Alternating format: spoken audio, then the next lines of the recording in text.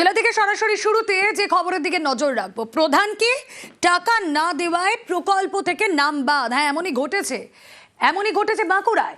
বাংলার বাড়ি থেকে 11 উপভোক্তার নাম বাদের অভিযোগ। বাঁকুড়ার শালতোরায় তালিকায় নাম পঞ্চায়েত প্রধানের, মাথা পিছু 12,000 টাকা চাওয়ার অভিযোগ। পঞ্চায়েত প্রধানের বিরুদ্ধে অভিযোগ 11 জন উপভোক্তা। পঞ্চায়েত প্রধান দোতলা বাড়ি করেছেন বলেও দাবি, কিন্তু প্রধানকে টাকা না দেওয়ায় নাম বাদ প্রকল্প থেকে। কথা বলবো, প্রিয়ব্রত রয়েছেন সঙ্গে। প্রিয়ব্রত, এও সম্ভব? একেবারে তুমি যেমনটা বলছিলে, তালডাংরার এই শালতোরা গ্রাম পঞ্চায়েতের যে 11 জনের নাম বাদ দিয়েছে, তারা কিন্তু অভিযোগ করছেন যে তাদের কিন্তু প্রাথমিক যে তালিকা হয়েছিল বাংলার বাড়ি, সেখানে কিন্তু তাদের নাম ছিল এবং অনেকেই এই তালিকায় নাম দেখেই কিন্তু বেশ কিছু কাঁচামাল যে বাড়ি তৈরি সেগুলো কিন্তু অর্ডারও করে দিয়েছিলেন। এবং তারপরেই যখন বাংলার বাড়ির যে তালিকা বের হলো, পূর্ণাঙ্গ তালিকা, সেখানে দেখা গেল তাদের 11 জনের গ্রামের এবং সেখানেই নাম নেই। এবং তাদের সবাইকারই অভিযোগ যে তাদের কাছ থেকে কিন্তু মোটা অঙ্কের টাকা, যেমন 11,000 12,000 টাকা করে দাবি করা হয়েছিল এবং দাবি করেছিলেন পঞ্চায়েতের প্রধান এবং পঞ্চায়েত সেক্রেটারি। সেখানেই অভিযোগ উঠছে যেখানে যে এই যে প্রধান, যার প্রধানের দ্বিতীয়লা বাড়ি রয়েছে, সেখানে কি করে তিনি প্রধানের তালিকায় থাকার পরও তার বাড়ি পাওয়া যাচ্ছে এবং সেক্ষেত্রে যারা উপভোক্তা, যাদের সত্যি গরিব মানুষ, যারা বাড়ি নেই, তাদের কিভাবে বাড়ি থেকে বঞ্চিত করা হচ্ছে।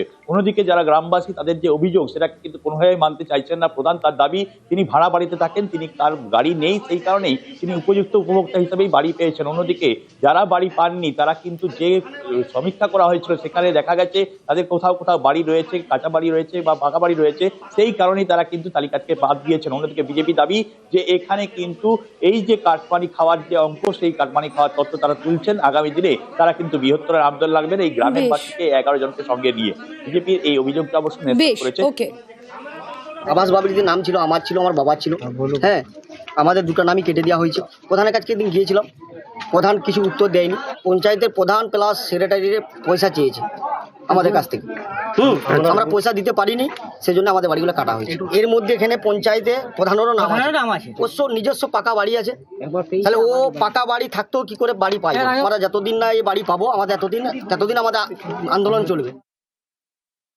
সম্পূর্ণ বিরোধীদের অপপ্রচার, এটা একদম সত্য না। তার কারণ হচ্ছে অন্তর্ভুক্ত তালিকায় যে বেনিফিশিয়ারিদের নাম আছে, তাদের আমাদের ব্লক থেকে সুপার চেকিং করার পরে ওনারা দেখেন যে সমস্ত ব্যক্তিরই পাকা বাড়ি আছে, তিনারাই বাদ দেন।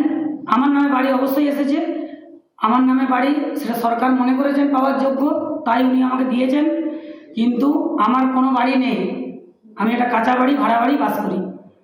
যদি কোনো সরকারি তরফ থেকে কেউ চান, চেকিং করে দেখতে পারেন। বৃষ্টি হলে বাড়িতে জল পড়ে, বৃষ্টির জল পড়ে, বর্ষাকালে তাদেরকে সরকারি স্কুলে যে আশ্রয় নিতে হয়, তাদের নাম কাটা হয়েছে। আর আমরা দেখতে পাচ্ছি শালতোরা পঞ্চায়েতের যিনি প্রধান, সেই প্রধানের নাম দেখতে পাচ্ছি আমরা লিস্টে আছে, যার দুতলা বাড়ি আছে। আগামী দিনে সাধারণ মানুষ আন্দোলনে নামবে।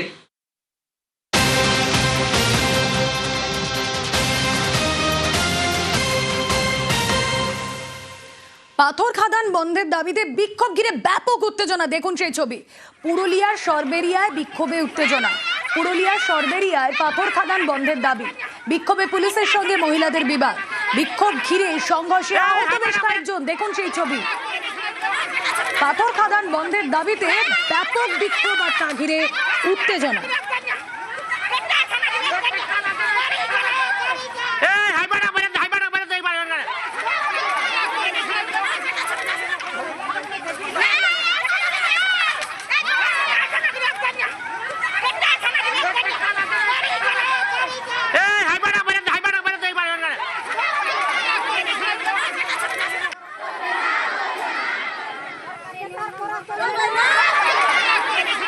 ইন্দ্রজিৎ রোজ রয়েছেন সঙ্গে। ইন্দ্রজিৎ,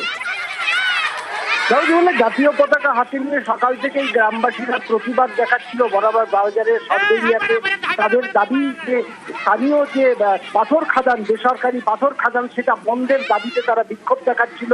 যদিও হাইকোর্টের নির্দেশ ছিল খাদান মালিক পক্ষেই, এবং সেই নির্দেশ মেনেই সেখানে ঘটনাস্থলে প্রচুর পুলিশ মোতায়েন ছিল এবং গ্রামবাসীদের বারে বারে বোঝানোর চেষ্টা করে পুলিশ হাইকোর্টের নির্দেশ রয়েছে এবং সরকারি নিয়ম মেনেই খাদান হচ্ছে বলে পুলিশ তাদের বোঝানোর চেষ্টা করে। কিন্তু গ্রামবাসীরা কিছুতেই মানতে নারাজ এবং প্রতিবাদ করে। তাদের গ্রামবাসীদের অভিযোগ গ্রামে যদি এখানে পাথর খাদান হয় সেক্ষেত্রে গ্রামের পরিবেশ নষ্ট হবে, দূষণ হবে।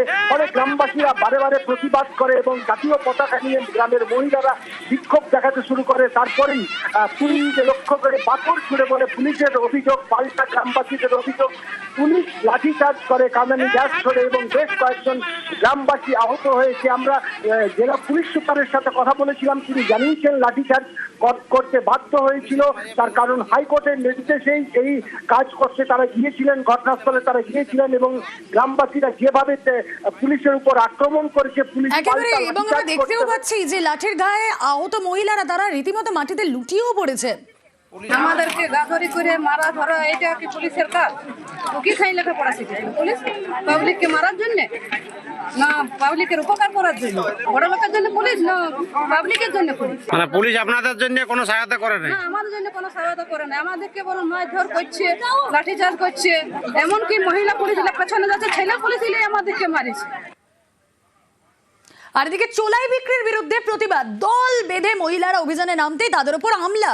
আলিপুরদুয়ারের আদিবাসী গ্রামে ব্যাপক চাঞ্চল্য এবং চাঞ্চল্যকর অভিযোগ উঠেছে, জানিয়ে থানায় নালিশও।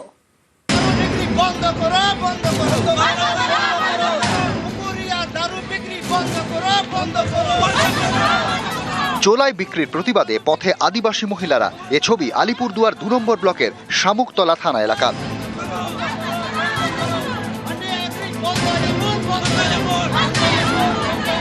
শামুকতলার বড় পুকুরিয়া আদিবাসীদের গ্রাম।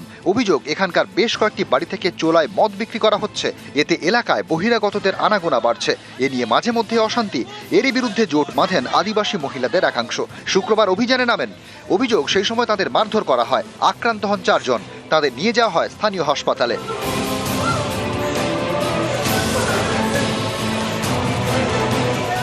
ওরা বলতেছে বিক্রি করি না, আর সকাল থেকে ওদের বাড়ি থেকে বিক্রি হইতেছে, ওদের বাড়িতে ঢুকতে দিবে না, তোমরা ঢুকলে আমাদের বাড়ি নোংরা হয়ে যাবে। আমি থেকে নামছে, একদম টানছে, এই যে টুলটা টানছে, আমার টুলটা অনেক কিছু পাইতেছে মাথার মধ্যে। আদিবাসী মহিলাদের উপর হামলার অভিযোগ।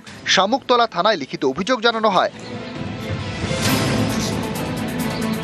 আমাদের বড় পুকুরিয়া গ্রামে দারু বিক্রি হয়, ছোট ছোট বাচ্চাগুলা নেশাতে চলে যায়। যারা বিক্রি করে ওদের তো ভালো হইতেছে, টাকা আসে ওদের বাড়িতে, যারা আসছে খাইতে ওদের তো বাড়িটাতে অশান্তি হচ্ছে। ওর জন্য আমরা আসলাম যে এটাকে বন্ধ করব।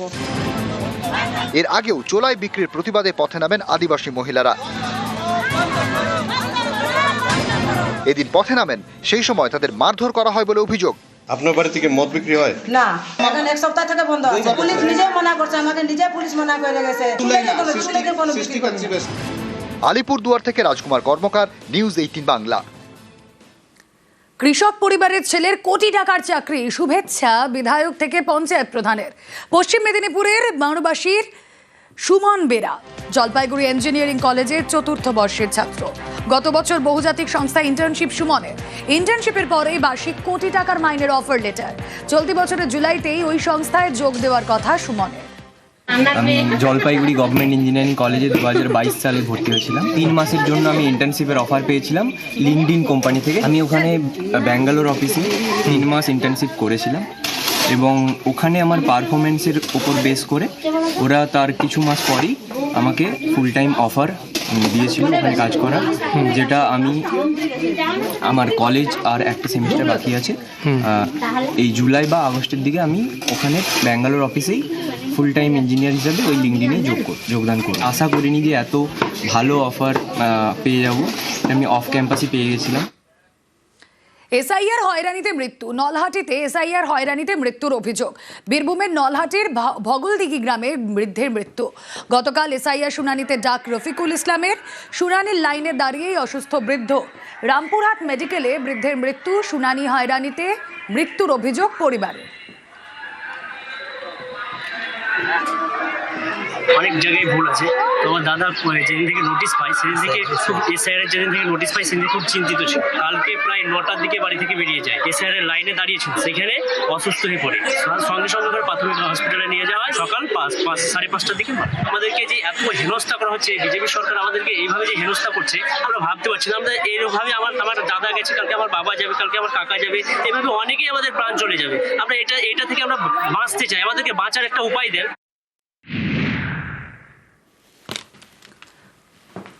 নদিয়ার এসআইআর শুনানিতে বিশেষভাবে সক্ষম দম্পতি। কল্যাণী ব্লক অফিসে শুনানিতে বিশেষভাবে সক্ষম মহিলা, স্ত্রীর সঙ্গে শুনানিতে বিশেষভাবে সক্ষম স্বামী। সগুনা পঞ্চায়েতের 56 নম্বর বুথের বাসিন্দা ওই দম্পতি। বিএলওকে জানানোর পরেও শুনানিতে ডাক।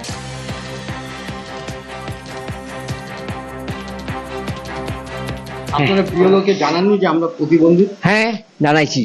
তা সত্ত্বেও হিয়ারিং এ আসতে হলো আপনাদের? হ্যাঁ ওই চিঠি পাঠাইছে। এই যে প্রতিবন্ধী, আপনাদের কার্ড আছে? আমার আছে। এই শারীরিক প্রতিবন্ধী জানানো সত্ত্বেও হিয়ারিং এ আসতে হলো আপনাদের? হ্যাঁ হ্যাঁ হ্যাঁ। বিএলও যে ছিল তোমার, তো হবে না তোমার বাড়িতে হবে এমন কিছু বলেছে? না কিছু বলেনি? না। এখানে আসতে বলেছে? হ্যাঁ ভিডিও অফিসে যাইতে কইছে। আপনি তো শারীরিক প্রতিবন্ধী। হ্যাঁ। জানিয়েছিলেন বিএলওকে যে আপনি প্রতিবন্ধী? হ্যাঁ। কতটা হ্যান্ডিক্যাপ এই বিষয়ে কোনো আমাদের ইনস্ট্রাকশনও দেয়নি, আমাদের নোটিশ দিয়েছে, আমরা দিয়েছি। আর তাছাড়া আমাদের বললো যে চলতে ফিরতে পারলে কোনো অসুবিধা নেই, সেই রকমের ইনস্ট্রাকশন তো আমাদের কাছে দেয়নি। বাড়িতে করা যেত, বা উনি আমাকে রিকোয়েস্ট করেনি যে আমি হ্যান্ডিক্যাপ যেতে পারবো না।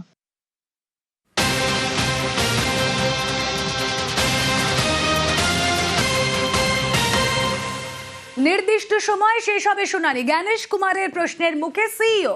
কয়েকটি জেলায় শুনানি শেষ নিয়ে সংশয়ে সিইও। আগামীকালের মধ্যেই সব নোটিশ ইস্যু। কথা বলবো সোমরাজ বন্দ্যোপাধ্যায়, বিষয়ে আরো বিস্তারিত জানাবেন সোমরাজ। দেখো, জাতীয় নির্বাচন কমিশনের সঙ্গে রাজ্যের মুখ্য নির্বাচনী আধিকারিক সহ দিল্লি থেকে যে সমস্ত রোল অবজারভাররা নিয়োগ করা হয়েছিল তাদের সঙ্গে আজকে বৈঠক হয়। সেই বৈঠকে জাতীয় নির্বাচন কমিশনের তরফে দেশের মুখ্য নির্বাচন কমিশনার জ্ঞানেশ কুমার নির্দেশ দেন আগামীকালকের মধ্যেই সব নোটিশ ইস্যু করতে হবে এবং 1 ফেব্রুয়ারির মধ্যেই সব নোটিশ সার্ভ করতে হবে। পাশাপাশি এই নির্দেশও দেওয়া হয় এবং রাজ্যের মুখ্য নির্বাচনী আধিকারিকের থেকে তিনি জানতে চান যে নির্দিষ্ট সময়সীমার মধ্যেই শুনানি শেষ হবে নাকি। রাজ্যের মুখ্য নির্বাচনী আধিকারিক জানান যে কয়েকটি জেলা বাদে বাকি প্রত্যেকটি জেলাতেই শুনানি শেষ হবে, তবে কয়েকটি জেলাতে শুনানি সময়ের মধ্যে নাও শেষ হতে পারে। বেশ।